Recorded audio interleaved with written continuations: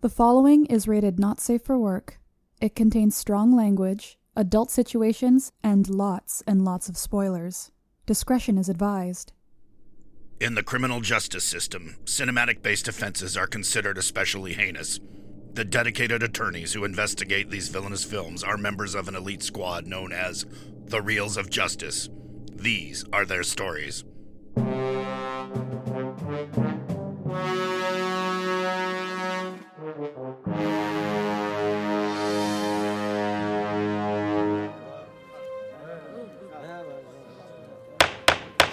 Order, please, order. The Reels of Justice is now in session. Judge Dylan J. Schlender presiding. Will you all rise for the Honorable Judge Schlender?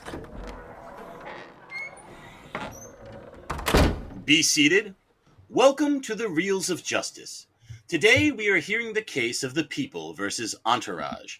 This 2015 movie, based on the series of the same name, tells the story of a popular actor trying to finalize production of his directorial debut, with the help of his four friends. For those of you unfamiliar with our court proceedings, we are here to determine if this film is guilty of being a bad movie. As always in this courtroom, films are to be considered excellent until proven awful, and the burden of proof lies upon the prosecution to prove beyond a shadow of a reasonable doubt that this film is guilty. Mr. Robb Maynard, you are appearing... Mr. Robb Maynard. Yeah, that's me. Why did you say who? Order in my court. Mr. Robb Maynard, you are appearing on behalf of the prosecution, already on the thin ice. You may begin your opening statement. Thank you, Your Honor. Distinguished members of the jury. Mercifully, I have never seen the television series known as Entourage. However, if it's anything like the 2015 theatrical counterpart, I can tell you with certainty that I never want to see it. Now I know what you're thinking. But Rob, if you didn't see the TV show, how can you possibly expect to appreciate the movie? And to you, I say these three simple words. Wrath of Khan. As in Star Trek II, The Wrath of Khan. Because you see, one need not be intimately familiar with Star Trek the original series to enjoy Wrath of Khan. Oh no. In fact, you can go in completely blind, knowing almost nothing about the franchise, and I guarantee you'll still walk out knowing you've seen an amazing movie. And that, friends and countrymen, is because Wrath of Khan doesn't depend on your familiarity with the television series to develop its characters. And that is the sign of a good movie based on a TV show. It should be perfectly capable of excelling as a standalone story all its own. Now, I don't mean to imply that I was ever lost or confused in this film. I was not. I only mean to say that maybe if I had watched this series about five shallow, talentless, chauvinistic Hollywood douchebags, then I might better understand why this film expected me not to laugh at five shallow, talentless, chauvinistic Hollywood douchebags. Why it instead expected me to laugh with them, as utterly contemptible and vacuous as they are. Maybe the series would help me understand why, but the more I think about it, I'm glad I don't understand. Thank you. Thank you, Mr. Maynard. Appearing on behalf of the defense is Mr. Marty Ketola. Please present your opening statement. Hello, Your Honor, distinguished members of the jury. I'm here to attempt to defend Entourage the movie. Now, unlike the TV show Entourage, the movie is the story of the ultimate underdog, Johnny Drama. While the series focused primarily on Vince, the movie completes the story of the one who had been at the longest, Johnny, Kevin Dillon, star of the 1988 Blob remake himself. Yes. We also get Ari at his asshole best. E finally getting his relationship with Sloane together, and Vince goes to the next level. But this film is more about completing Johnny's story. And I also like how the film presents both Ari and Drama as blathering assholes. So when the real asshole shows up, Travis, played by Haley Joel Osment, we can see the difference. It really shows how, at least in the fictional world of Entourage, because if these were real people, we'd probably hate them all, but I view them more as caricatures than actual characters.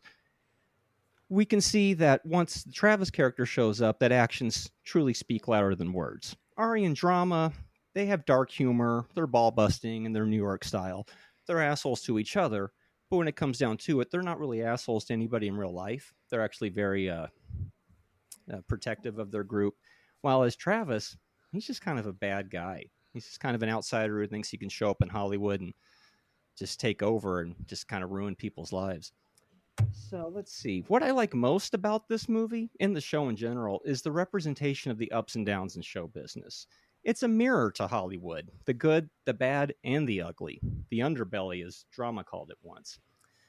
There's a lot of ugly, nasty shit that goes on in Hollywood, and we all like movies, so I don't know. I think it's kind of good to be able to laugh at, sometimes the idiots who are actually in charge of this, because they can be vacuous people. But at the same time, if you're a creative person, you can kind of see a little bit of yourself in them if you strip away all the obvious asshole shit. I don't look at it that way. I just look at it as like it's just silly humor, but I view it more of just, the ins and outs of show business. But back to my original point, Johnny Drama, he's always hoping that he's the one, but he never is. Except this time, he was really good. And the sadness that hit me when his ego was finally right that he was the problem of the movie. It was just, it got me. And then when he finally gets his fame from his sex video and he can't stand it, that's pretty good too. And nice to finally see him yell victory at the end of the movie.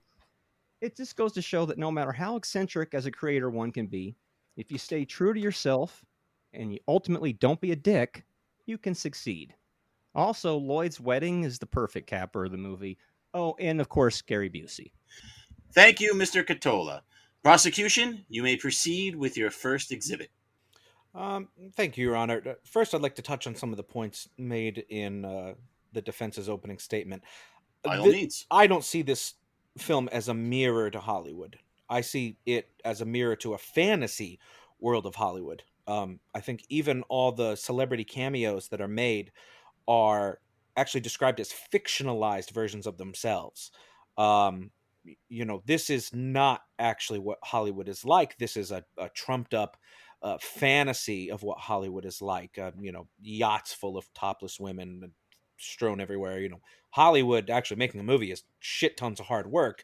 These four dudes wouldn't last a fucking minute in Hollywood. They're all phonies. I don't see this as being a mirror to Hollywood. And I know it was mentioned that, Haley Joel Osment's character, Travis, he's basically the son of one of the financiers of the movie. And, he comes in with a lot of notes, kind of tries to act like producer of the movie. Real quick, Mr. Mayor, when you say the movie, you mean the movie that they're making in this movie, correct? Yes, Your Honor. I guess to backtrack, this movie is about making a film, sort of, quote unquote. There are many great movies about, trying to make a movie, but this doesn't follow a writer or a director who are passionately trying to, work on something they care about. The people in this movie that are making the movie, quote unquote, they're not artists. They're business people. They're interested in making money. They don't care how good the movie is. It's just about making a dime.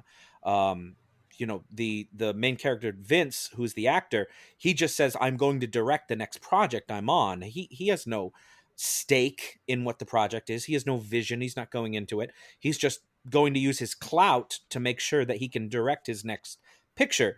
And of course everybody justifiably goes, well, what do you know about direction? That question's never answered. He just stumbles his way through directing a movie, I guess.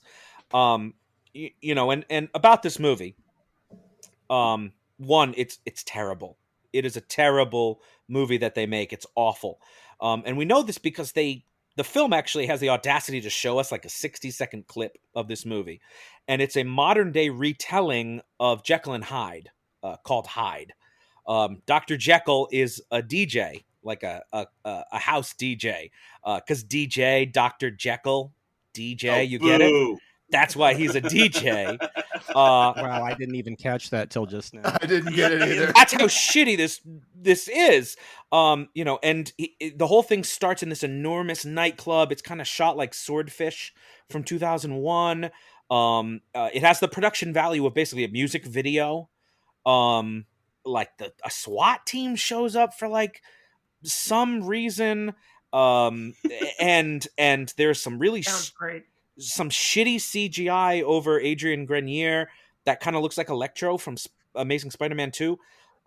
It's bad. That's the point. It's a really bad movie. And what's interesting is up to this point in the movie, like Ari Gold, played by Jeremy Piven, is kind of the studio head. This is his project he's backed, and he's worried that this movie's going to be shit.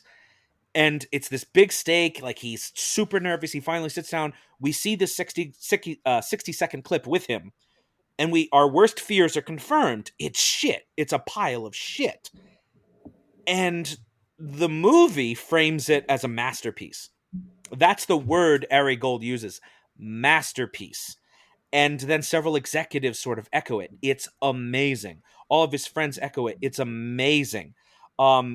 It ends up like going on to be critically acclaimed. I mean, in the end of the movie, it's critically acclaimed. The supporting actor, Johnny Drama, he ends up winning a Golden Globe Award in one of the final scenes of this movie for supporting actor in this incredible piece of shit. Even if this thing was a blockbuster and made a lot of money, it's going to be critically slammed because it's a B movie. It's a B movie reboot, modern retelling of a horror classic. There is no way this movie's not shitty. And that's kind of my biggest problem with this movie is it's a movie about making a movie, but we're not following artists. We are following business people that are trying to turn a profit. We're following producers, studio executives, financiers. We never even meet a writer. Whoever wrote this, we never meet them. We don't even know who they are. We don't know what they think of the project. We never meet an editor. We never actually meet the people who really, we don't even get to see Vince directing. All of this is post-production. So it's got to be one of the worst stories about making a movie that I've ever seen to date. Well, Mr. Maynard, I know someone who knows a thing or two about making movies. Marty, would you like to comment on some of the points that Mr. Maynard has brought up in regards to whether or not they were artists, if this movie that they're making in there is good or bad? He gave you a lot to chew on. Oh, yeah. I mean, you bring up a lot of valid points, and it goes back to your original point that, look, it is very difficult to make a movie from a TV series and have you just know what's going on. I mean, like you said, Wrath of Khan is a perfect example of you really get all of the depth that you need. While as Entourage the movie is essentially season 9, a lot of the things that you wanted to see, they had already done them on the show, so they didn't do them in the movie. But you did point that out, that is a lot of shortcomings to it. And I feel that we are coming at it today. Can it stand on itself if you've never seen the series? And that's kind of what I was interested about doing it in the trial today, to see if it does stand alone for people who are unfamiliar with the show. But pretty much all the things that you asked for, they had already done them, which is a shortcoming of the show. So, I mean, of the movie. Yeah, I mean, one of the things that made me kind of upset is throughout the picture, you get this idea that these dudes, again, they're doing it for money. They're doing it for fame. They're not, like Vince is not an actor. He's a celebrity. And I guess that's played out more in the show where he has several projects that bomb, and usually all they ever talk about is how much money the thing's made. That's all they're interested in. It's all just a brand for them. And that would work to me if this was meant to be a satire. If I meant to laugh at these guys. If this is meant to point out the foibles of Hollywood, how it's business types like Ari Gold, who wouldn't know a good movie if it slapped them in the fucking face, raving about how this is amazing, but then all that's undermined by the fact that, like, again, at the end, Johnny Drama wins a Golden Globe Award for his performance, and the fact is, he's not a good actor. We don't really get to see him in the movie, but we see him in other projects, and he's awful. We see him go to an audition. Yeah, we see him go to an audition where he's terrible. And the whole idea is like following bad actors is an interesting story. And sometimes those bad actors get big breaks, right? Joey Tribbiani on Friends. You know, I know he was nominated for his performance of Dr. Drake Ramore. You know, Bobby Wheeler on Taxi, played by Jeff Conway. He sometimes got big breaks. He got parts in soap operas and parts in plays, but like they didn't win Oscars and Golden Globes because even those creators knew what insane heights that would be. And to assume that a B movie like Hyde, not even a good B movie, we're talking about like Tom Cruise's The Mummy level B movie here. Oh, wow. Yeah. Yeah, like shit, like poorly conceptualized and poorly executed both. How that would ever win awards is just flabbergasting. Yeah, he All was always a horrible actor, and that was the whole joke of it. And while as they probably couldn't show us a good part of Hyde because it obviously wasn't very good, but they insinuated that drama was finally good in something, and I guess he was so good in it that it won this award. Which I mean, we know this it's a bit of a stretch, but it was just more of a completion of his story arc more than any realistic vision of the business. But in a way, how you point out how you don't know if it is okay to laugh at these guys, I think it's totally satirical in a way where you can laugh at them and laugh with them. But Ari's definitely the guy who gives a shit about money, and you're right. You don't ever know who the writer of Hyde is. While as on the show, we've actually got to meet writers in the past. But yeah, it's interesting. So I don't even mind if I lose the court proceedings today because I wanted to hear what the Hyde was. Right? Hey, I've listened to every episode. I know we can get loose in here. Yeah. No, but that's good. I'm glad you don't mind losing. I'm taking you straight down to the ground. And I did want to touch one thing that's weird to me is about the universe this exists in. There are a shit ton of celebrity cameos in this movie, like almost a distracting number of them. 50. There are 50 celebrity cameos in them. Why is that a real number? It is a number. I counted them on Wikipedia. It's nice. 50 is a real number. It's 50 true. Even. They tried to fit almost everybody who'd ever been on the show in there for at least a second. Yeah, from Bob Saget to David Spade.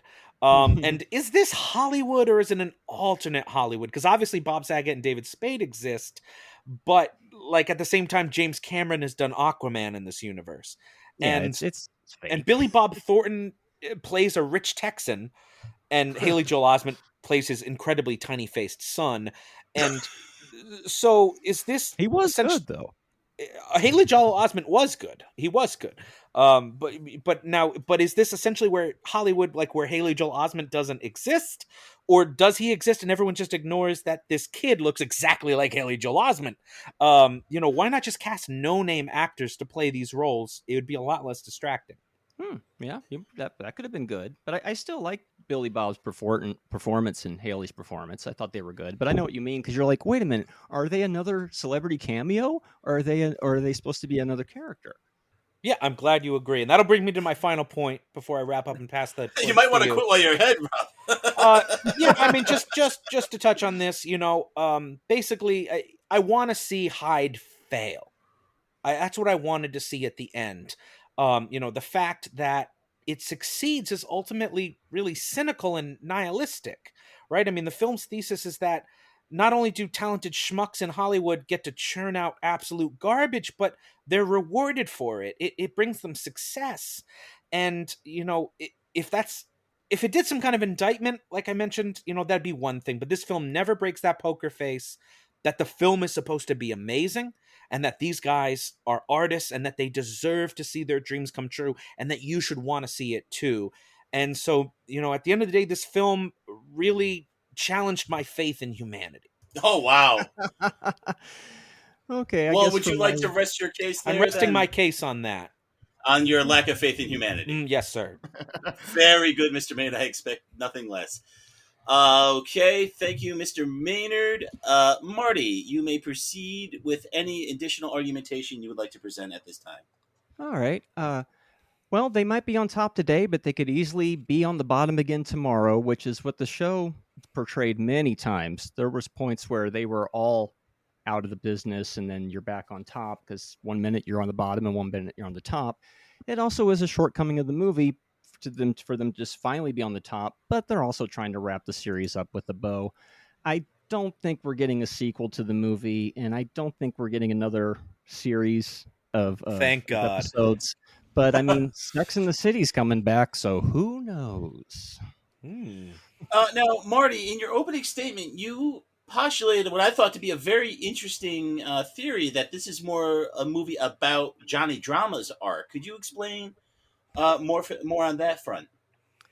Well, in the show it was all about Vince, but this time it really seemed like we get to see Drama actually get a career. He gets his life going, because if he can get a part where he's good just for a little bit, he can actually start booking jobs and move out of his brother's house and get a life being a working B actor again, be on a soap opera or whatever it is that he wanted to do. And so I just thought it was interesting that they took this extreme underdog who you can tell is just, he's this sad little kid inside who's put up all these defense mechanisms, and you finally get to see him go somewhere. But like I said before, I don't really view them as characters. It's more caricatures, because if they were real people, I probably would hate them as well. That seems to be the heart of kind of Mr. Maynard's argument, though. So could you explain maybe a bit more on this caricature front? Like, are they lampooning anyone's, like, specifically? Like, is Vinny Chase supposed to be like Mark Wahlberg, since this is loosely based on Mark Wahlberg's life? I mean, Johnny Drama is Donnie Wahlberg.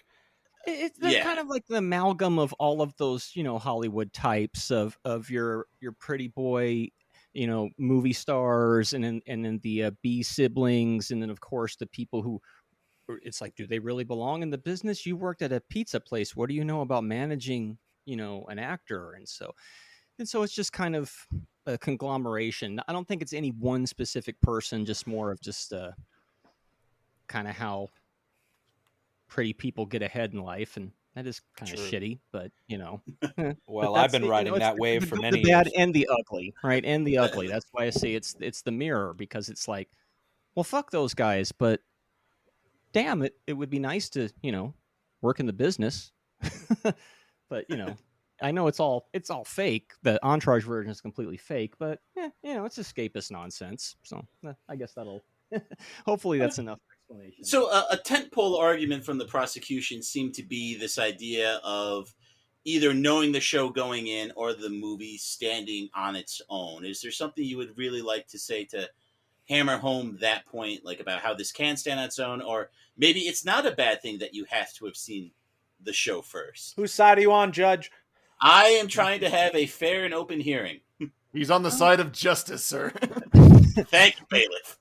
Let's see here. Well, rewatching it again last night, I did realize that the little interview they do with Piers in the beginning, that does a pretty good job of summing up all the main bullet points you need to know in the first 10 minutes. And then you're off and going. But much like the show's pace itself, it's really fast and it never slows down for you to keep up with, which is why I've enjoyed watching it more than once, because I'll pick up on different things as I go. Oh, and also all the women are the best characters in the entire series in the movie. They're the strongest people. The people have their shit together the most, and the guys are just a bunch of bumbling idiots. So I forgot to bring that up. Oh, I agree. You just did.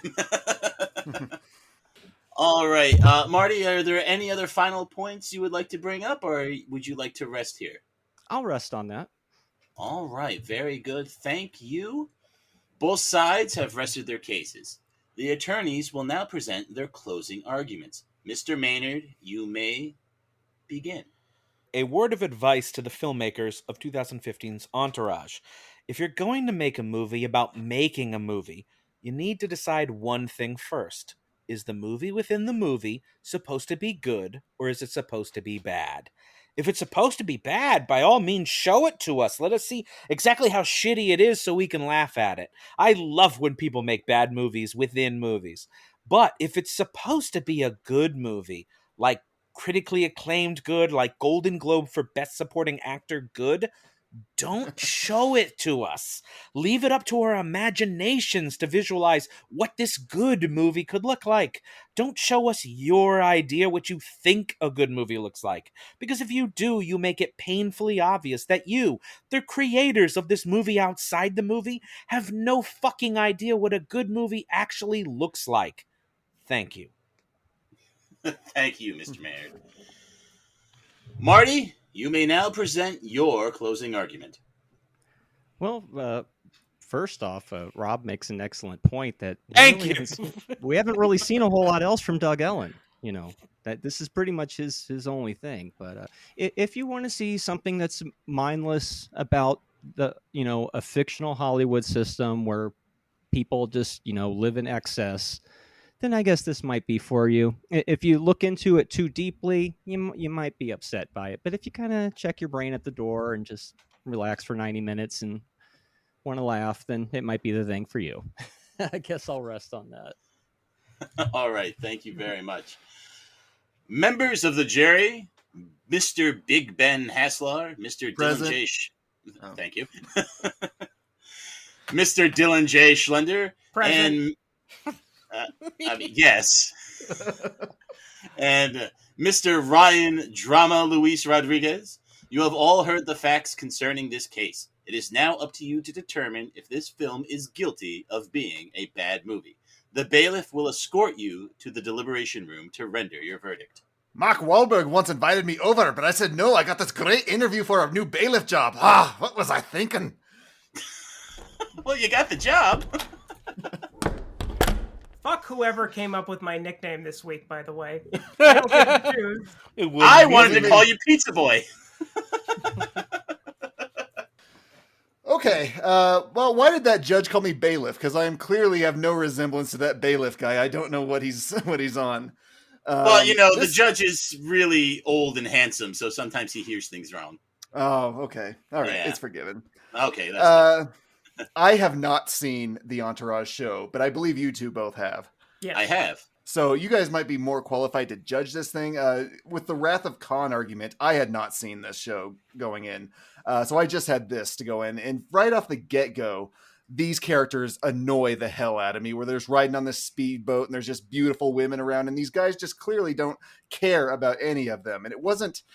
At this point, I was wondering, is this a satire? Because I couldn't pin on it. If it was a satire, then there's no sting. But if it's not, then it's not terribly funny.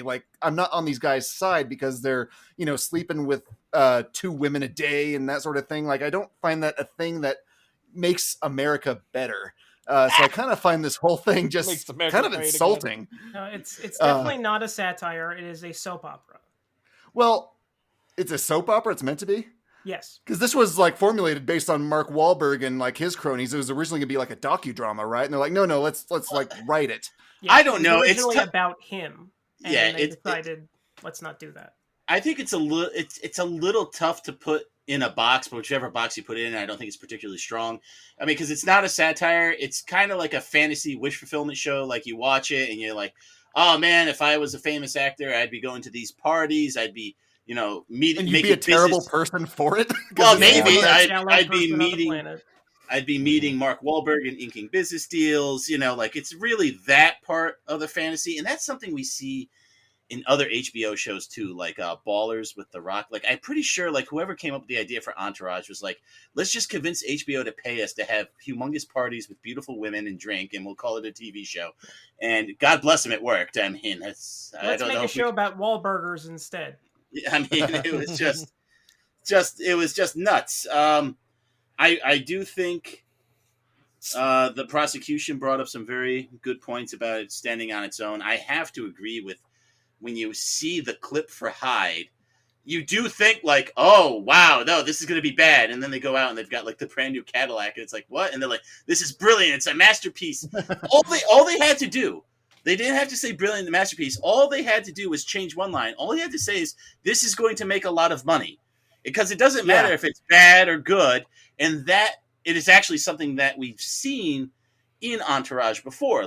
When they did James Cameron's Aquaman in the show, the whole thing they talked about was that it was the highest grossing movie of all time. No one said like, "Oh, Vinny, you're great in it," or anything like that. Like the whole premise of that episode when it debuted was whether or not it was going to be the biggest opening box office, and the conflict was there were rolling blackouts in California, and so they're literally nervous. Is it going to make millions or billions? You know what I mean? Like that was actually the episode. Yeah. The one clip that we did see looked pretty good. Like he's got the when tuxedo. Yeah. And he's running at the tidal wave. Yeah, no, it's probably good. It's not going to win an Oscar or a Golden Globe. It can't be worse than the Aquaman movie we actually got. Maybe. Anyway, and then here's the other thing, too, that kind of bugs me, having seen the show. In the movie, one of the complaints, like, let's borrow back from Star Trek. One of the complaints about Star Trek, the motion picture, was there was an episode that was a lot like that. Well, this movie is a lot like another season where the gang wants to make their own movie, and they want to make a biopic on Pablo Escobar. Medellin. Medellin, yep. And it goes to hell and it bombs. So this movie, it's kind of like Rocky 2, where they basically did the Medellin season, only now he gets to win. And so it's like, man, I've already seen this stuff. And it was so that was a little much. And I think really what it boils down to with the Entourage movie is like it was kind of a sop to the fans. It was like, if you liked like the most middling episodes of Entourage, you're gonna like this movie. Like if they made a Voyager, if there ever was one. I know if they ever made like a Voyager movie, it would probably have like the same vibe. It's like, yeah, I guess it's kind of for the fans. You know what I mean? Yeah, it's like, hey, remember the Borg? So I remember. Yeah, I remember the Borg. Yeah, the Borg is sweet. And I gotta say, I liked where Marty was going with the idea of us focusing more on Johnny Drama. I do like that capstone arc where like he gets the Golden Globe and he yells victory. That cracked me up. I absolutely love that. But at the end of the day, there's so many deficiencies in this movie. Can I also say that yes, an untalented person winning a Golden Globe is not exactly a foreign concept. Like they invented an entire category to give to untalented people, best newcomer. So, he should have won that one. That would have made sense. Well, but like I was just gonna say but a Golden Globe, like have him win like a Hugo Award or something, because it was. Yeah, he was like bringing up friends, like Joey Tribbiani, like won a Soapy. Like that would have been funny. Oh God, like such a good episode too. Yeah. No, I that's the thing is like I think they wanted to crank everything up to 11, but it's like no one else involved. Like none of the actors really want to do it. Like they kind of sleepwalk through their roles. Like they know the characters so well they can do this all in their sleep. It's like Kevin Conley doing his. I'm doing this. No, how hard is it to walk around and say, "Yeah, that girl, I want to bang her"? Yeah. It's just like, Jeremy Piven, very strong. But like it's just really Artie yelling, which we're kind of used to. I think Lloyd was criminally underutilized. I agree with Marty that the wedding at the end it's funny to see Ari walk Lloyd down the aisle for his wedding, but it's just like, man, Lloyd was so good in the show and he's so funny, and to relegate him to like 3 telephone calls, it's just like, so is that Asian guy or Gaysian? We I'm can't not familiar say with that. the show. He says a lot of homophobic stuff about him.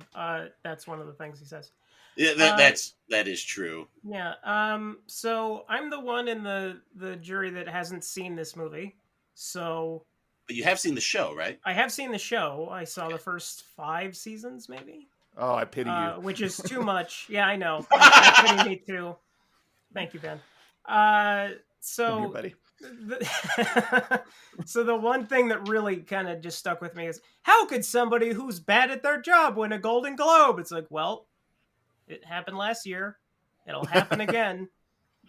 But it sounds like the movie, and the defense made no bones about this, that the movie is basically an extension of the show, and that it's fulfilling a story arc which continued, or that began in the show, So They couldn't wrap it up in the show. Like, why did they have to make a movie? Then, like, hey, other people might watch this movie and not have any emotional connection to it. And that's strange because they were talking about making a movie the entire time that they were making the show. And it seems like, okay, well then do like a standalone thing. Like do like they make a movie and it has no bearing on anything else, but apparently like, I guess it's basically functioning as an epilogue. I don't know. So I think that's probably a good way to describe it, Ryan. Yeah, it's like I said, I do feel. I mean, I think Rob's right. Like I don't necessarily think knowing more about the show makes it better. It makes you understand the direction that they were trying to go in, for sure. You know, but I think even if you're a big fan of the show, and I enjoyed watching the show, I don't think it would probably hold up as well if I were to watch it again today. But I know it wouldn't. I know for a fact it would not. Yeah, but like I enjoyed a few episodes here and there, a few jokes here and there. You know, it's just it's just a nice dumb show. You put. It's not like a heavy show like Person of Interest or something where you got to pay attention to what the robot AI is doing. This way, you just wait for Johnny Drama to make a wisecrack. You know. I agree. Person of Interest is very heavy. I like Person of Interest. It's a great show. They should do a Person of Interest movie, but I don't know how they would. Oh wait, I'm not going to say it because it's spoilers. But they would have some issues. So anyway, seeing how we're now actually talking about other TV shows, I think it might be time to lock in a verdict. What do you say, boys? I want to talk about the soapy that Joey won. Maybe in the post trial. Okay, fine. So let's start locking in some votes. It sounds okay. Yeah, you go ahead, Mr. Schlender. Oh well, I'll go first. I'm going to say guilty with prejudice, which means we could try it again. No. With extreme prejudice. Not watching this again. Get out of here! I too do not want to watch this again. So I will punch you. I will drive over to Connecticut or wherever you are and punch you if you make me watch this again. Mr. Rodriguez, where are you? Without prejudice. That's all you got to say. That way it counteracts what he said. Well, so we're neutral. Yeah, there you go. And the film is guilty. A neutral guilty. A neutral guilty. The only good thing I can say about this is Haley Joel Osment was fun. That gives it half a star rather than 0 stars. Other than that, I just hated this thing. I hated every character. I never saw any of them as being like good protagonists. I didn't laugh at them like I would in Seinfeld for being like selfish. It just misses every mark it was going for. So it's a unanimous guilty from me. And to the point that is there no Haley Joel Osment in Hollywood in this universe? Well, I would say that Hollywood has argued that there is no Haley Joel Osment. I'm going to go guilty. Guilty on top of your neutral guilty? Yes. Yes. Double guilty from Ryan. He's super serious, boys. Oh, I see you're guilty and raise you a triple guilty. I double dog guilty it. Gentlemen, 4 guilties. All right. It's not poker. All right, let's go. I mean, I can't say it because I am the judge. It would be weird. Let's go. And tell that handsome judge, why can't I be a handsome judge? I know, I meant to say like you were the fairly handsome judge and I accidentally shimmied it to Ryan and I felt bad all week. Well, Ryan still doesn't hate you for some reason, so you're fine. He's the only one I don't. Mr. Foreman, have you reached a verdict? We have, Your Honor. In the case of the People versus Entourage, we find the defendant guilty. Hell yeah! Very well. The verdict is so rendered.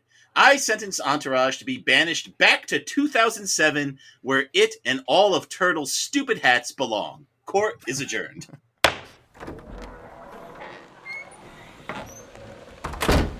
This is Johnny Manicotti of the Gabagool Gazette reporting to you live from outside the Reels of Justice. Mr. Maynard, would you care to share your thoughts on the jury's verdict? Well, Johnny, only one word sums up my feelings now. Victory! Thank you. I will get my hearing back eventually. And here comes Mr. Ketola. Excuse me, could we get a word on how you feel about today's verdict? Oh, it was no surprise that it got a guilty verdict, and, well, let's just hope that if they do make a sequel, it focuses purely on Lloyd.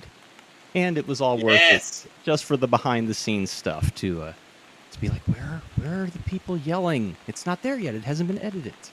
Thank you. Thank you very much. That's all we have from the courthouse today.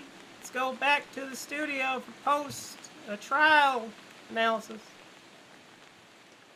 What kind of accent was that, Ron? You're supposed to be Italian. I was making it up as I went along. I have it on good authority that supposed to be Johnny Italian. Manicotti is being let go. Yeah. Hey, you paisone, it's Johnny Manicotti, the real one. Exactly. Verdict. I was trying to change it like every 30 seconds. Oh, boy. Anyway. This is Johnny Manicotti. I wanted to get back at you for making sure that I had to do it. That's why I did it. Well, this is what you're going to have to keep doing it till you get it right. Keep working on my voices. Marty, thanks for coming on here, but screw you for making me watch that movie, because I think this is my least favorite movie we have done, and I have seen some terrible movies. That's but great. I think Your picture's going on the wall. I lived up to the purpose of the program. That's cool. that is true. I don't know if I've ever watched a movie with my jaw dropped in such abject horror for as long as I watched this movie.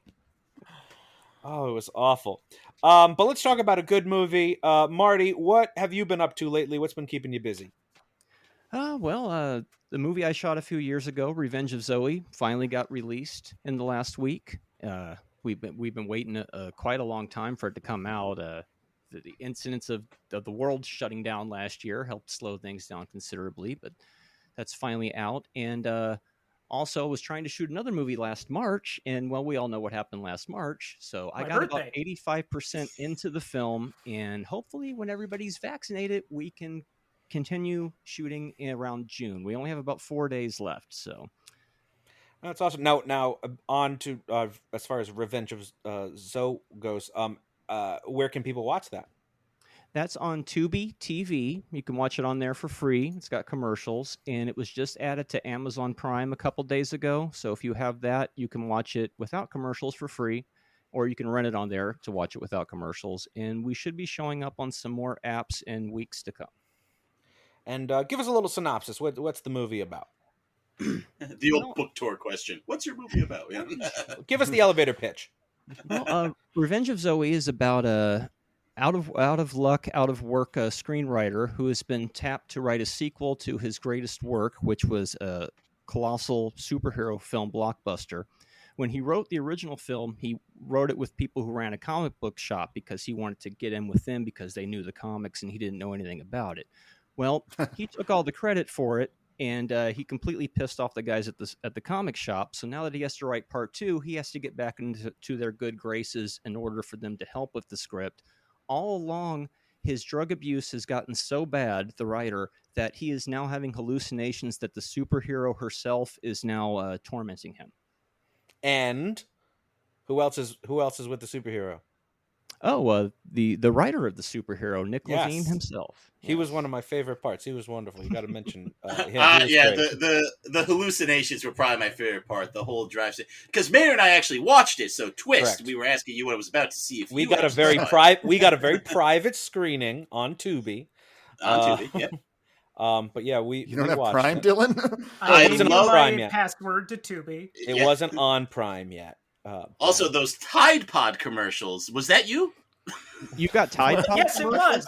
I was on. Wow. Yeah, how'd you know, Dylan? Oh god! I'm getting getting that joke. I think that was the cast of Entourage. I was on thought that was kind of funny. Boy, is Okay. my face red.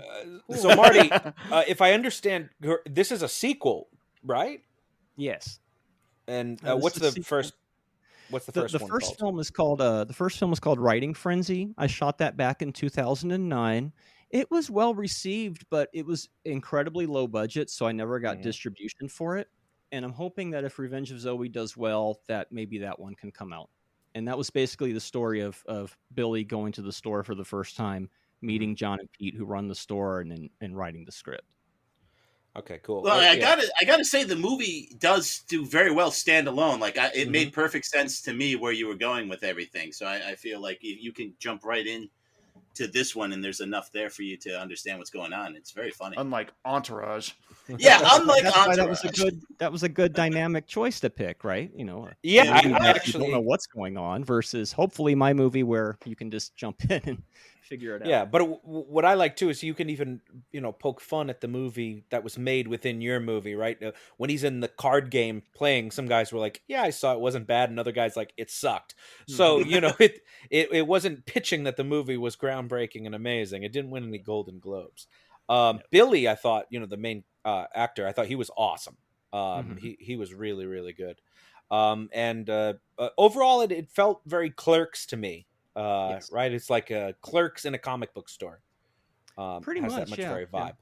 Because there's Mhm. a lot of little side plots and little side stories that it goes on. Kind of everybody has their little story. And it's just as much about the personalities that enter and leave and only have brief cameos as much of as anything else. Mhm. So very cool. So Revenge What of is Zoe. part 3 about? Oh, Yeah. part 3. That's called The Love Song of William H. Shaw. That was the movie that we are in the middle of shooting.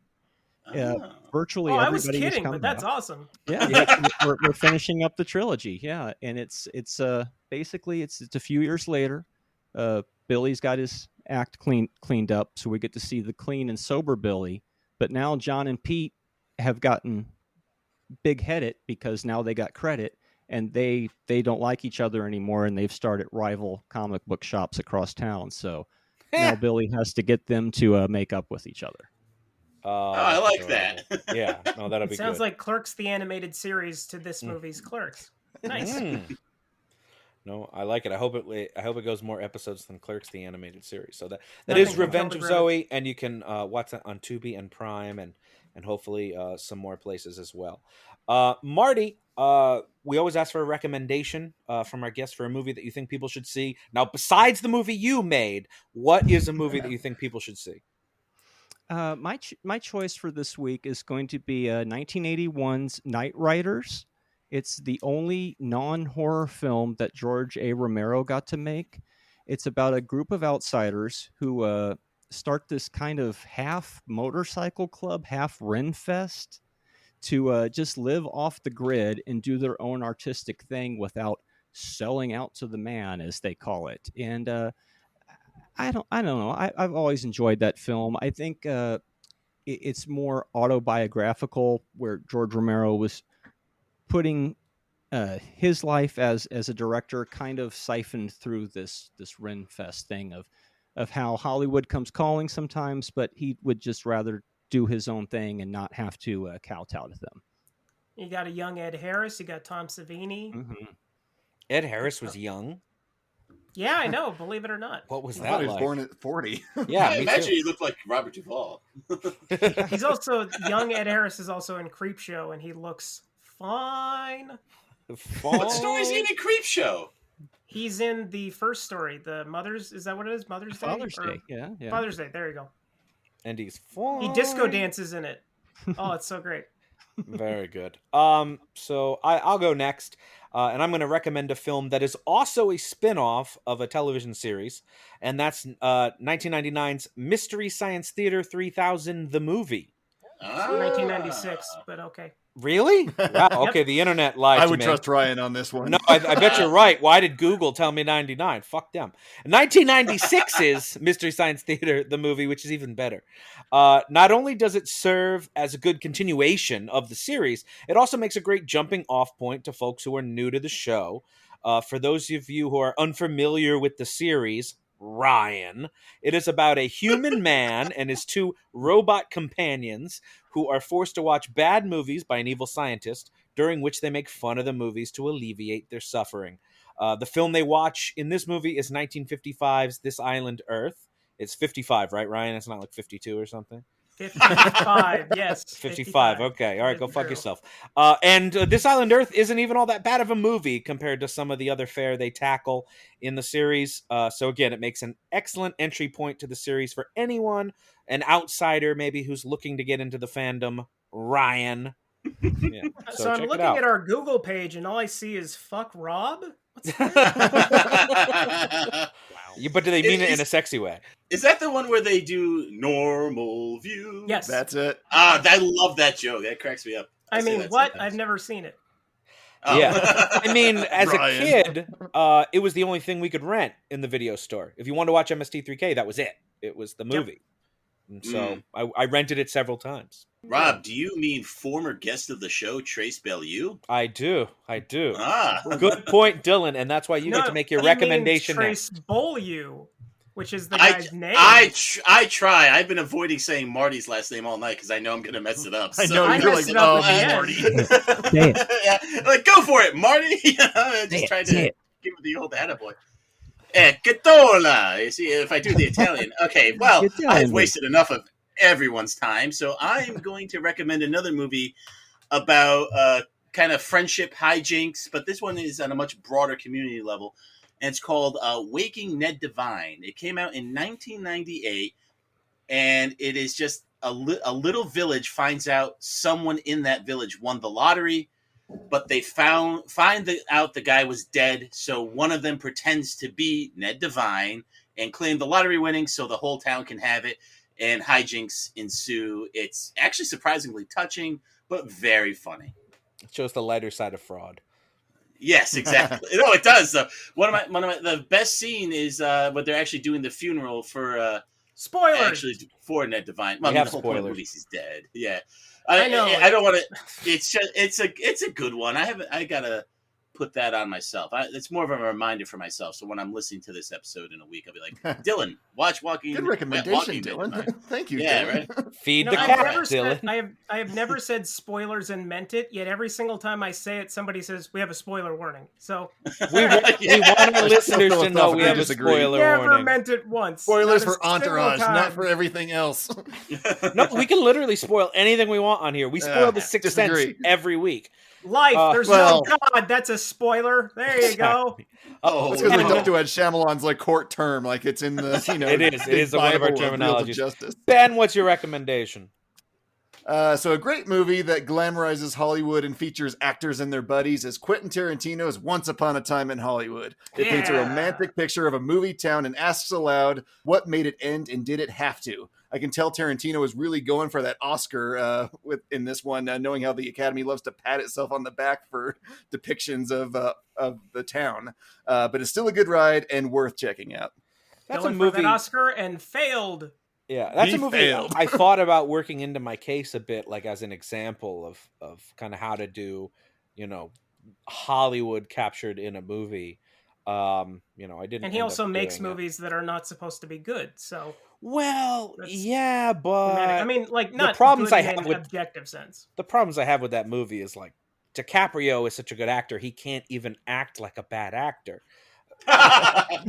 So I would like to put that film on trial sometime in the future. Actually, I have things I'd like.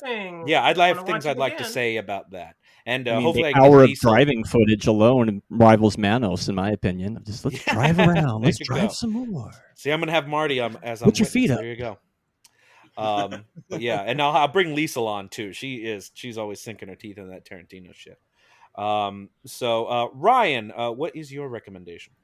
My recommendation this week is designed to wash the bad taste of Entourage out of your brain. Another film from Warner Brothers, Dark Passage from 1947. It is one of the most 1944. Fuck you! Well, that's all the time we have today. Shut up, Dylan! It's one of the most visually inventive film noirs I have ever seen, about Humphrey Bogart as a wrongfully convicted escaped prisoner trying to clear his name, a process that requires him to get plastic surgery to disguise his identity. For the first hour of the film, Bogart's face is not shown, and it's often shot from his perspective. I look at it as the unofficial prequel to an episode of Tales from the Crypt called You Murderer, and I'm pretty sure that this is where Robert Zemeckis got his inspiration for the episode. It's not currently streaming for free anywhere, but you can rent it on Amazon Prime. Highly recommend it. I own it. Sounds somewhere. Dope. Yeah, I own it somewhere. You can watch it sometime. I love all got the it on Blu-ray. Blu-ray. Oh, I have it on digital like a peasant. I'm sorry, Ryan. I don't have your massive shelf space. And with that, most of it's his ego. That's true. That is where and his little date calendar of when films come out. But we're all out of show for this week. But we do want to thank our guest Marty Ketola for joining us. Watch Revenge of Zoe. I always see it written. But watch Revenge of Zoe. It's on Tubi and Amazon, and Marty will appreciate it. Leave him an IMDb review. Isn't that right, Marty? That'd be great. And watch Return of Zoe too. I don't know what movie that is, but you should watch that too. I'll watch it. Exactly. Yeah. for sure. And it was a pleasure having you. We hope you will come back soon. Yeah, this was fun. And we hope our listeners will join us again as well as the reels of justice keep turning. Ketola. I got it. Hola. Ketola. Please follow us on Twitter at Reels of Justice, Instagram Reels of Justice, and Facebook.com/Reels of Justice.